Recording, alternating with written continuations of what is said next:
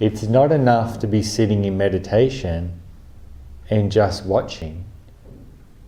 If you want to stimulate mindfulness, what you need to do is stimulate a question mark over everything that you're experiencing. What am I experiencing right now? How am I relating to what I'm experiencing right now? Start questioning. If you do this, not only will you start to understand what you're looking at, what you're experiencing, you'll also start to see process. You'll start to see cause and effect. If you don't investigate, the dots don't join together, as it were. But you start joining the dots by questioning. Questioning stimulates mindfulness, because if you're questioning something, think about it. What are you doing mentally? Anyone? What are you doing mentally in the practice if you're questioning what you're experiencing? Thinking about something now. You're investigating, but what it does is it causes you to look more closely. To focus more. Yeah, it causes you to look more closely at what it is that you're experiencing. So the questioning actually causes you to look more closely, which stimulates more mindfulness. Can you see? And this starts the three factors that we were talking about last week of awareness, mindfulness and concentration to start to spin and grow together. It's the investigation factor. If we're doing mindfulness practice, we need to investigate. If we're just doing concentration practice, we don't need to do that.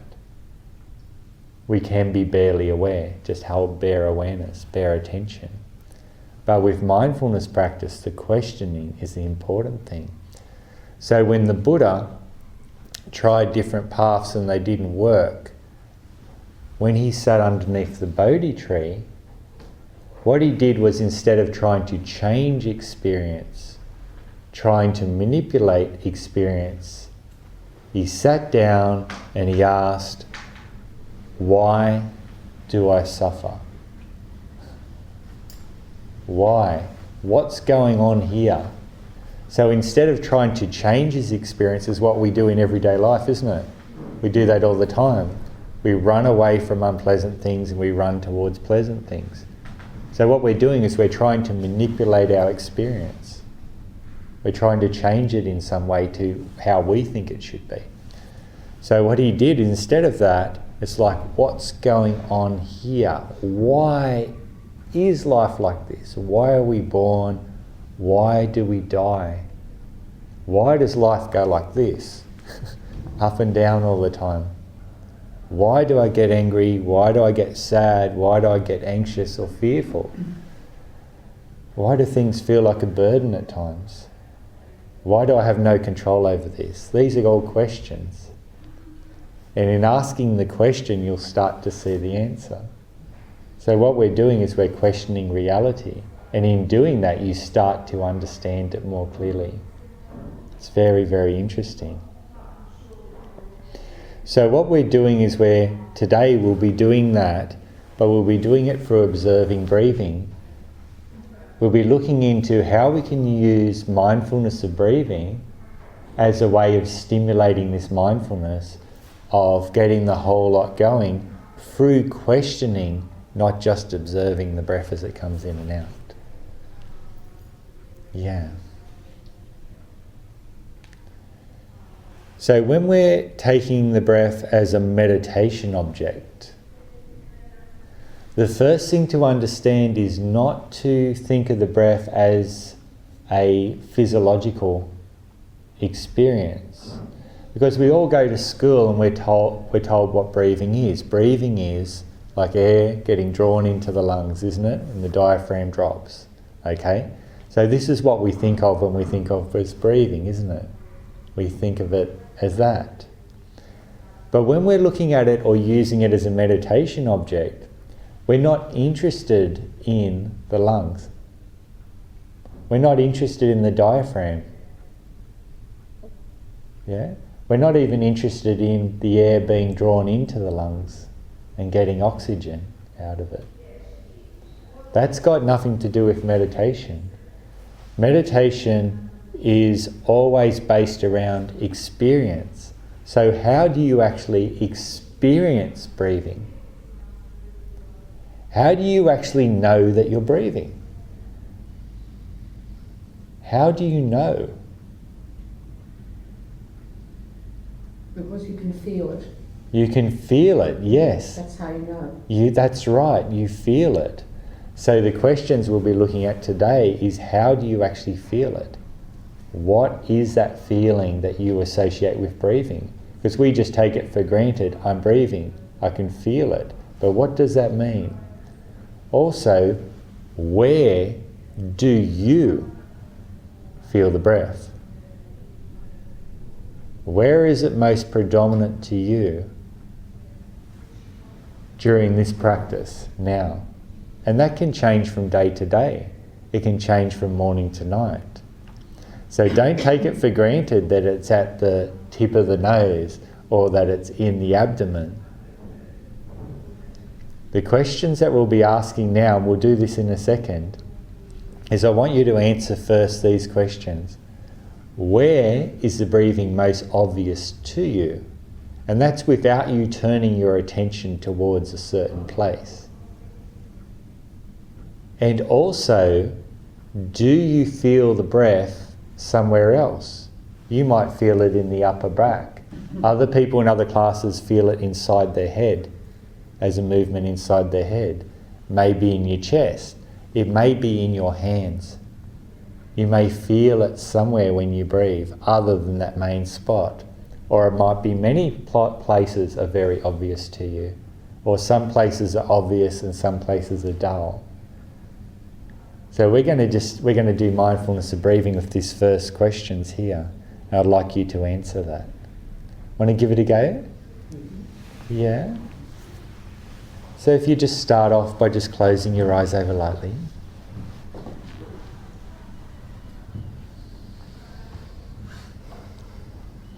Now we always start off with mindfulness of our body. Mindfulness of the body anchors our attention.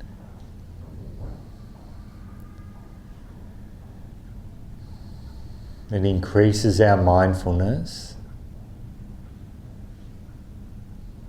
and deepens our concentration.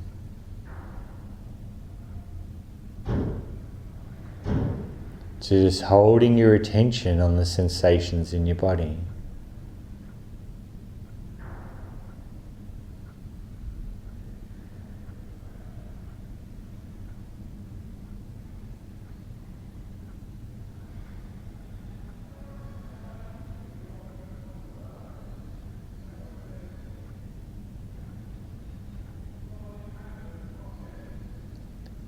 Now just start to work your way through your body, through your face and neck and shoulders, and then down through your body to your toes, and mentally release any tension that you find there.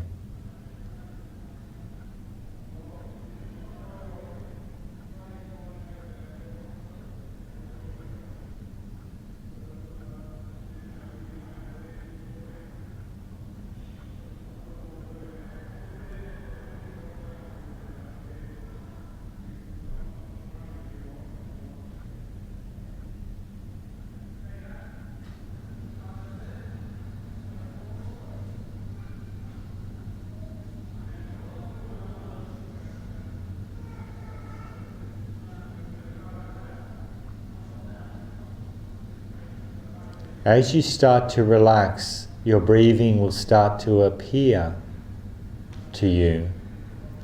Don't change the breath in any way. Just be mindful of each breath as it comes in and as it goes out.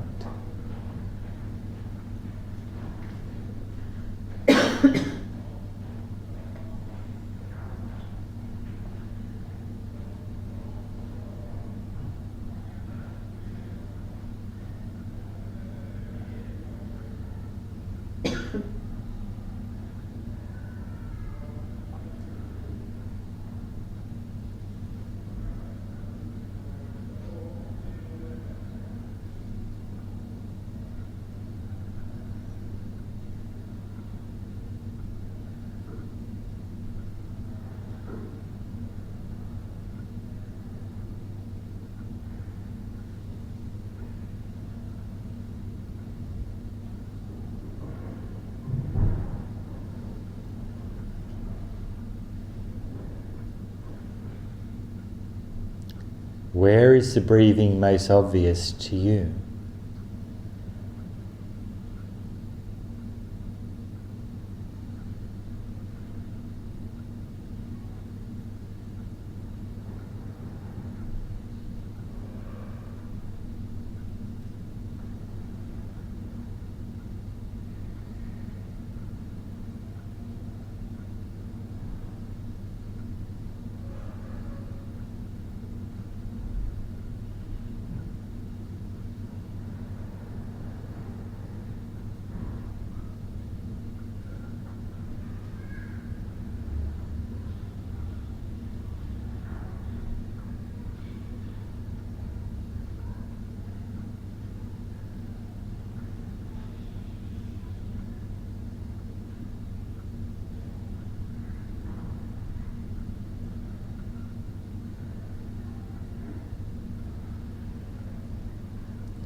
Is there any other place that you can experience the breathing?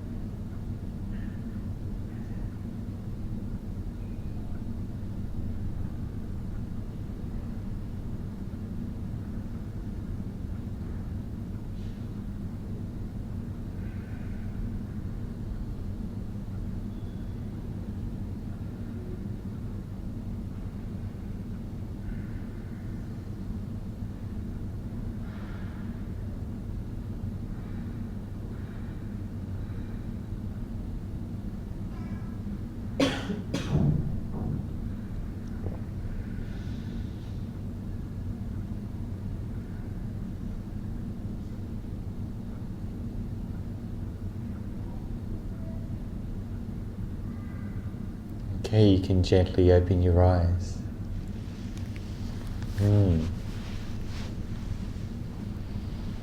So, where is the breathing most obvious to you? Mine actually felt like sort of a warm bubble or a blanket. It felt like it was outside. So you feel your breathing feels more like it's outside, Yeah. like a warm bubble or blanket. What I just noticed then when you said, is it anywhere else? It almost felt like it finished at my navel and it wasn't here. The bubble was, I wasn't completely in it, you know. Oh, so the bubble kind of goes from here. Yeah. So you're kind of halfway in a bubble. Isn't it interesting? And see, what we're doing is we're talking about experience here. Yeah, we're not talking about the physical body. We're talking about how we experience things. And so nothing's wrong. Everything's right. If that's how you experience it, that's how you experience it. So that's how she experiences breathing. Like a bubble that comes up here. Was that a surprise to you? Oh yeah. Yeah, interesting, isn't it? Yeah, and it felt, like you said, it didn't have resistance. It felt like when you're a baby, you know, and you... It was very comforting to you. Yeah. Okay, anybody else? Nobody else felt the breathing. Everybody else, everyone else is dead. Diaphragm and nose. So you feel it here. Movement. You feel it here and here. Do you? Yes. So is that where it's most obvious to you? Is at the tip of the nose and Not so much the tip of the And the nose, other? but in the nostrils. In the nostrils? And I feel either movement or cold. okay, in these two areas. Because Now, breathing in, I think, is cold. were those two areas, were they separate or were they joined? Separate. They were separate. So it's two separate experiences. And one, it was either experiencing one or the other, not both simultaneously. Yes. Oh, really? So it'd be one or the other. Yes. Isn't this interesting? See, when we experience things, so it'd appear at the tip of the nose, it'd disappear, it'd appear in the abdomen, disappear, appear at the tip of the nose, disappear. Notice experience isn't necessarily all joined together like we would think it is. You'd think if you're experiencing breathing, you'd experience it as one continual movement. But these are two separate experiences. But what happens is when we experience that mentally, the mind puts it together as one movement. But when you really look, there's two separate experiences being put together. Similar to how you're seeing me speak, but you're not seeing me speak. You're hearing words and you're seeing my lips move. And it assembles it together as seeing me speak, but you're not seeing me speak. So when we're doing that, this is how it is. So you can learn a lot from observing that. Did anyone find it anywhere else? The breathing anywhere else? Yeah? Abdomen. Yeah, you're trained for the abdomen. And this can be something we can run into. If we do training over years to observing the breath in one place, that's where we'll assume it is, and that's what we will see. We'll see because we trained ourselves not to look anywhere else. I'm not saying that's a bad thing, but that's what you'll find. Did anyone notice any subtle breathing anywhere else? So sensations associated with the breathing somewhere else?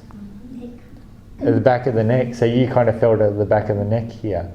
Did it go beyond your body or was it inside that area?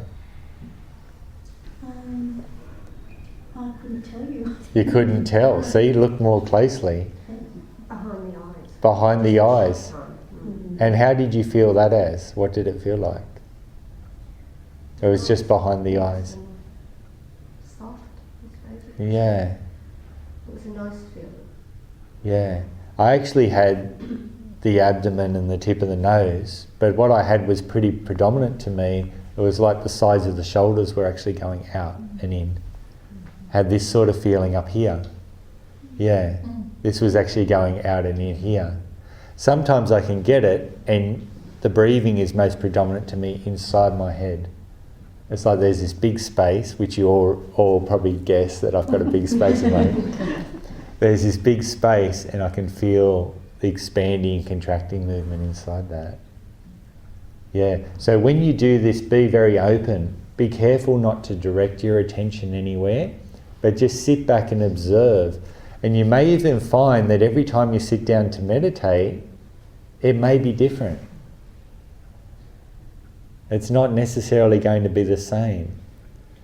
And so what I want you to learn from this is there is no right way to experience the breathing. This is why for the last year I've no longer directed you, unless we're doing a specific exercise, to a certain point, because it changes. There is no right or wrong. So when we say being mindful of the breathing, what we mean is be mindful of how you are experiencing the breathing at that time. So whatever is predominant to you at that time is correct. You don't have to change that. Yeah? You don't have to change that. If you get caught up in thinking that there's a certain way you're supposed to breathe, then you'll just have endless problems, endless struggle. Remember, we're not trying to change what we're experiencing. What we're doing is acknowledging what we're experiencing. Yeah. And then you'll find the meditation becomes a lot more freer, a lot more relaxed. Because if you want to cultivate mindfulness, it's not about being mindful of a particular thing that's happening in a certain way. The emphasis is on cultivating mindfulness. And to do that, you need to be mindful of something. But it doesn't matter what that something is. What matters is the way you're being mindful of it. That is what cultivates the mindfulness. Yeah. Very, very interesting. Did anyone find that when you were asked to look, it was a very different mindfulness of breathing to what you normally do? Yeah. Was it more interesting? Yes. Investigation encourages interest. Remember when I talked about the different factors that were involved, the 7 factors? And remember there was rapture, yeah? I mentioned rapture, piety, that pleasant feeling that comes up, that manifests in the beginning as interest. It comes up as interest. So you'll find when this arises in your meditation practice, the interest, your attention tends to stay in that one place. It doesn't wander around anymore because you're interested in the meditation, interested in what you're experiencing.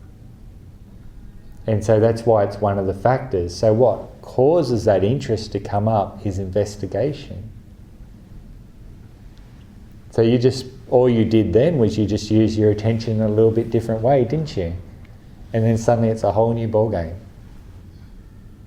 Whole new ball game. Yeah. So what we're going to do now, I got some more questions, and Kevin started to answer this a bit. He's jumping ahead. So he's our A+ student. Yeah. That can be a problem too. Anxiety kicks in. Anxiety. Beautiful meditation object. Beautiful meditation object. Okay, so what we're going to do now is we're going to do mindfulness of breathing again. Allow it to develop the same. Start to notice where it's most dominant to you. Wherever that is, just be aware of that. Breath coming in and out. Or not even the breath coming in and out, whatever you're experiencing at that point. And I want you to answer these questions. First, do you experience those sensations or the movement of the breath as long or short? Does it stay around for a long time or for a short time? And also, is there a difference between the in-breath and the out-breath in length? Or are they the same? Yeah, you got to look more closely now, don't you? Also, tied in with that is, how do you actually experience the breath? So if you know the breathing is most obvious to you in a certain place, you must be experiencing it in some way other than inside my nose, inside my abdomen, in my shoulder, the back of my head, wherever. There must be something that's telling you that that is the breathing. So you're experiencing something, and these somethings, okay, are the elements. A range of hard to soft, warm to cool, yeah, warm to cool or cold, moist, dryness, movement, which is experienced as expansion or contraction, or tension, tightness, tingling. Yeah. It has to be in one of those ways, doesn't it? Or a mixture of those. So what I want you to do is see if you can find the elements within that breath. And the out-breath and the in-breath, is the experience exactly the same, or is it different for those two breaths? So we're looking at the length, and we're looking at the sensations involved there, and the difference between the in-breath and the out-breath, whether they're the same or whether they're different. Now you can use labels to clarify this. You can say warm, cool, tight, short, long. And if you do that, it enhances the investigation. Does that make sense to everyone? Yep. You got your task set out for you now, haven't you? Okay. So if we just close our eyes over lightly.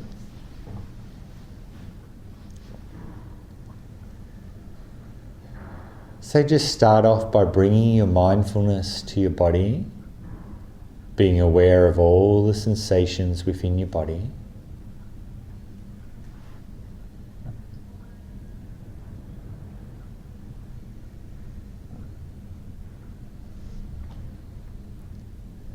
Notice when you're even feeling your body, it's being felt as the elements, as different sensations. How do you actually know that you're sitting?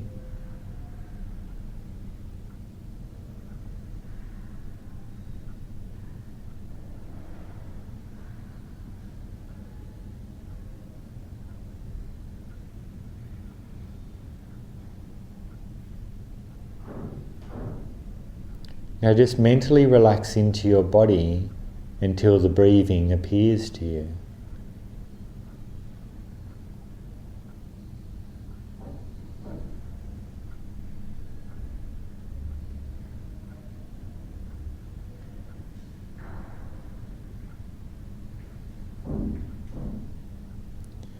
Your attention will naturally go to one point of the breath.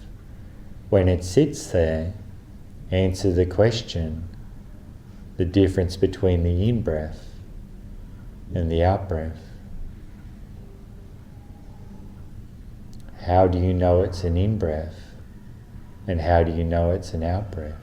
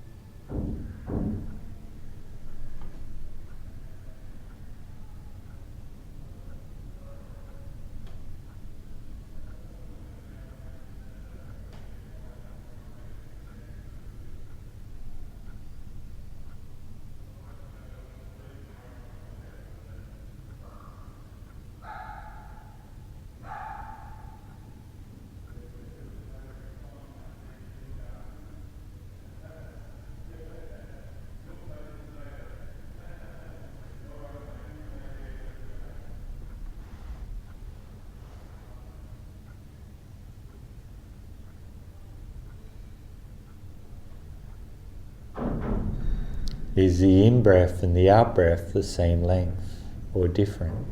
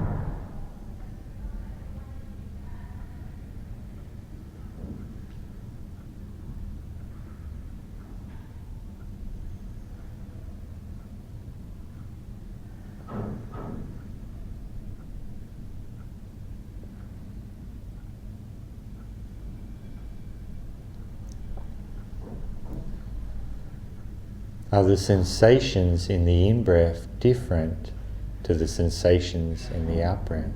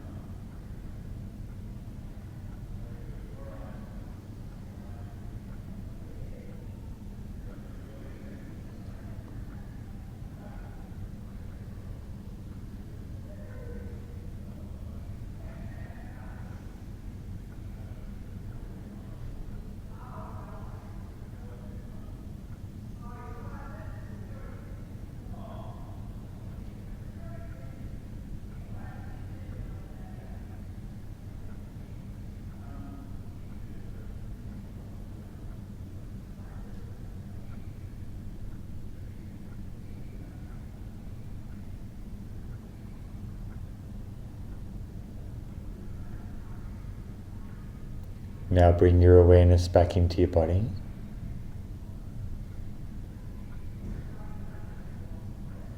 Hold the knowing you are sitting.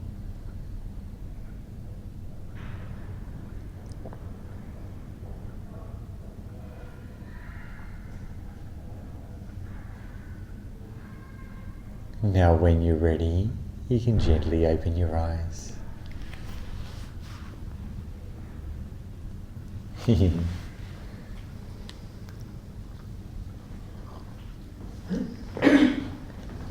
So, how did anyone experience the in-breath and the out-breath? Were they different lengths or the same? You experienced them different? The same. They were the same for you, were I they? find the out-breath is more relaxing, and I find that it was in my throat. I was feeling it was hot. It was cold. So you and found the out-breath more relaxing, more and relaxing. and as I was getting tingling in my feet and my hands. when you were breathing. Yeah. So you're feeling it through your whole body. Happening through my body. Oh, interesting. Yeah, but I can still feel the tingling in the feet and the Ah, hands. okay. Interesting. Anybody else? You had a number of people dead again? I found it as a softening too when I breathed out. You It's found like it? a tightening when I breathed in and a softening when I breathed So in. you feel tightness when you breathe in and softening when you breathe out. Yeah. Yeah. And what about the length of the breath? Were they the same My or different? out-breaths were longer than the in-breaths. Your out breaths are longer than the in breath. Yeah. Did other people have the same experience? I did. My out breath was shorter. Your out breath is shorter and your in breath is longer? But I did agree that the out breath was relaxing, but Yeah. the in breath was really like it It's seemed like tightness, I could yeah. take in a lot of oxygen on the in breath, and then I'm going, okay, Where's it coming from? Where did it go? Yeah. Yeah. See how it can be different for everyone too? And you'll find at different times of the day it might feel different to you as well. It might change. One thing to watch, if the breaths are exactly the same length, it is your experience, but there's a chance that you're controlling the breath. You're actually mentally controlling it if they're the same. Yeah. One thing to notice when we're taking the in-breath, did anyone find that the in-breath is more clear? I think I heard that. Yeah. Yes. That was a general consensus, wasn't it? In-breath is more clear. Out-breath is less clear. Why? Body temperature. Temperature on the out breath, the temperature of the air is the same temperature of your body.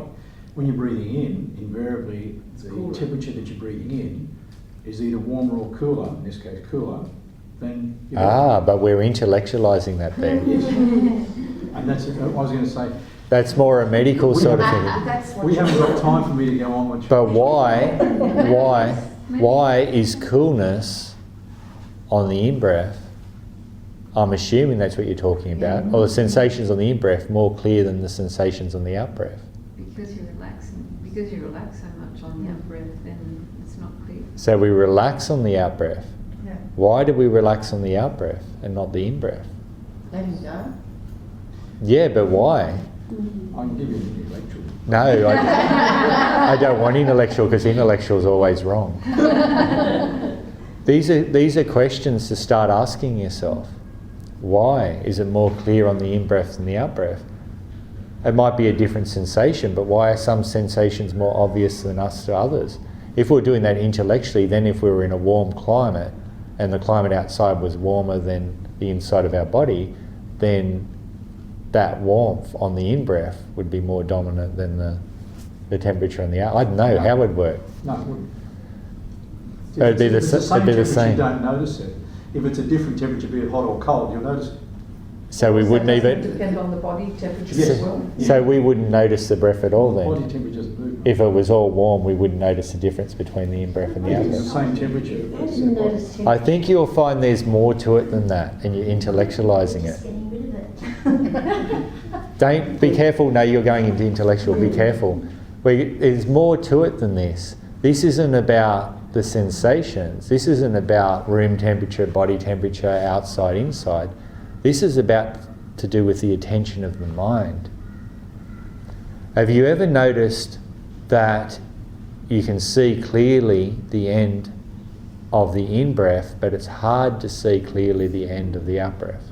Yeah. There's more going on than sensations and body temperature and all this stuff. Careful not to get caught up in intellectual. We're talking about experience. Nothing is right or wrong in experience. One thing I want you to notice in your practice, and do this as homework during the week, do this mindfulness of breathing. Get out of your head, get into the experience, and notice that the end of the out-breath, two things will happen. The end of the out-breath is the most likely place that you will wander off thinking. You won't wander off on the in-breath, you'll wander off at the end of the out-breath. Also, the end of the out-breath is the most likely place that your posture will collapse. If you're finding your posture is collapsing like this, it's generally happening on the out-breath, not on the in-breath. The mind tends to sink on the out-breath. It becomes energized on the in-breath. And so in that first meditation practice, we're using that to our advantage to let go, to soften into. We're using that. But if you're not really attentive on the out-breath, really attentive, you'll become mentally sluggish and your mind will wander off. So if you know that for yourself by observing it, you know that you need to put extra effort into being mindful during the end of that out-breath. Now, when mindfulness gets high enough, the end of the out-breath will become as clear as the end of the in-breath. You will see those endings really clearly. But if you're not seeing it at the moment, it's because you're becoming, as the out-breath goes, the mind is actually starting to become more relaxed and the awareness is actually weakening. And so it's becoming dull at the end of that out-breath. This is what mindfulness of breathing is about. It's not just about watching the breath in and out, coming out. It's about observing the interrelation between the physical and the mental, noticing how one is conditioning the other. The mind is conditioning our ability to observe the physical, the experience, but in the same way the experience itself is conditioning the state of the mind. And so this is the point that I want you to observe. And that's why we're doing this today. Can you see? There's a lot to be seen there. So when you're doing mindfulness of breathing, go in with this way. Be open to anything happening. Don't think about what's happening, understand that whatever you're experiencing is correct, but still approach it looking at what's happening here. I can't see clearly at this point, so what's happening at this point? Can I catch the very beginning of the in-breath? Can I catch the very beginning or the end of the in-breath?